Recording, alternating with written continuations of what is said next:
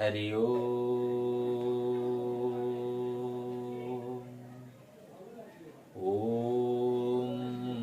ध्यानमूलम गुरुर्मूर्ति पूजामूलम गुरुरुपाद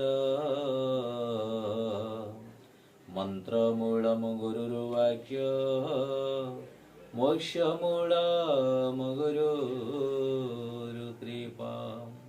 ओम क्लीं गुरुदेवाय नमः। आज आपण मानक सम्मुख को आउ एक सुंदर प्रसंग नहीं आसुची। श्लोक आमर प्रमाण करे अव्यापारे स्वव्यापारे जो नरा कर्तुम इच्छन्ति तेषु मूढ़ नरा निधनंग जानती किला उत्पाटिब वानर।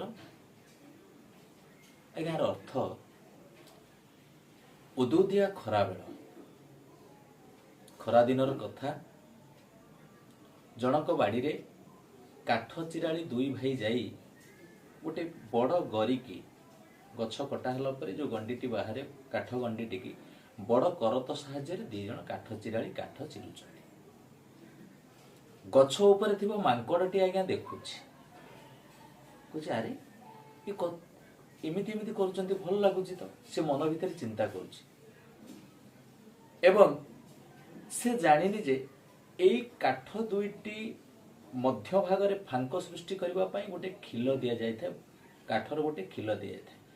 से खिलटी देले से जो काटिबा पई जो मझी रे फांक सृष्टि हेले करतरे काठ चिराली दुई जण काटिबा पई सुविधा हेता। ई काहे की काठटी दिया जायछि काठ खंडीटी दिया जायछि ताहा मांकड़र विवेचना रे नाही। जेतबळे खाइबा समय हला उदुदिया खराबळ हला काठ चिराली दुई जण कोन कले ना सेठी काम को विश्राम दे से माने खाइबा पई चली गले। एति अवसर रे मांकड़टी आज्ञा चिंता कला जे मु जाउछि काठ को चिरबी